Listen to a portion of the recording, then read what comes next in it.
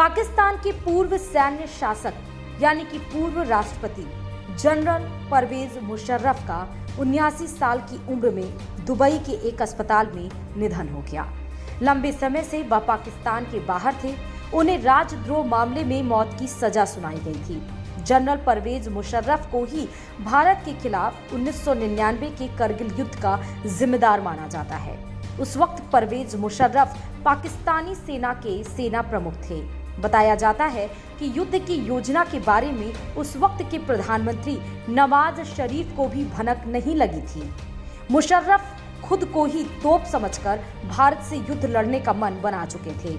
उस समय पाकिस्तानी प्रधानमंत्री नवाज शरीफ और पूर्व प्रधानमंत्री अटल बिहारी वाजपेयी दोनों देशों के बीच सद्भावना को लेकर प्रयास में लगे थे। इसी बीच परवेज मुशर्रफ ने दोनों देशों में दुश्मनी बढ़ाने की कोशिश की। पाकिस्तानी वायुसेना और नौसेना को भी युद्ध की जानकारी नहीं मिली थी।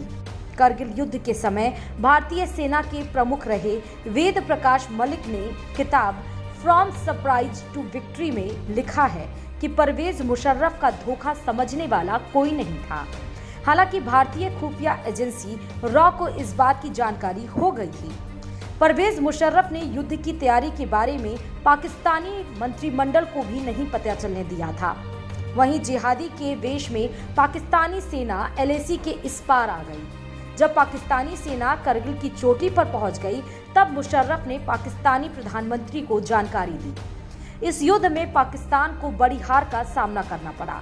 इतना नुकसान उठाने के बाद भी उसके हाथ कुछ नहीं लगा। तब प्रधानमंत्री नवाज शरीफ ने माना था कि उन्होंने सेना की कमान परवेज मुशर्रफ को सौंपकर गलती की थी। परवेज मुशर्रफ रॉ और खुफिया तंत्रों को गुमराह करने के लिए LOC पर पश्तो और अन्य भाषाओं में गलत संदेश प्रसारित करवाते थे। ऐसे संदेश चलाए जा रहे थे जिससे कि लगे कि इस काम में पाकिस्तानी सेना का कोई हाथ नहीं और करगिल में केवल जिहादी घुसे हैं।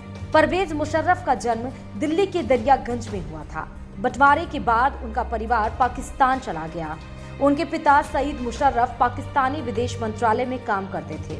1961 में परवेज मुशर्रफ पाकिस्तानी सेना में भर्ती हुए थे। 1965 और 1971 के युद्ध में 2 बार मुशर्रफ सेना में रहते हुए भारत से करारी हार देख चुके थे। 1998 में मुशर्रफ सेना प्रमुख बनाए गए। करगिल युद्ध के बाद नवाज शरीफ ने उन्हें सेना प्रमुख के पद से हटाकर जनरल अजीज सेना प्रमुख बना दिया। वह मुशर्रफ के वफादार निकले और फिर शरीफ सरकार का तख्ता पलट हो गया। 2002 में मुशर्रफ ने आम चुनाव में जीत हासिल की। बताया जाता है कि मुशर्रफ ने धांधली की थी। साल 2007 में मुशर्रफ फिर चुनाव जीते, लेकिन सुप्रीम कोर्ट ने नई सरकार के गठन पर रोक लगा दिया। इसके बाद मुशर्रफ ने आपातकाल लगा दिया। इसके बाद जब उनकी जीत घोषित हुई तो उन्होंने सैन्य वर्दी छोड़ दी। 2008 में उन पर महाभियोग चलने लगा।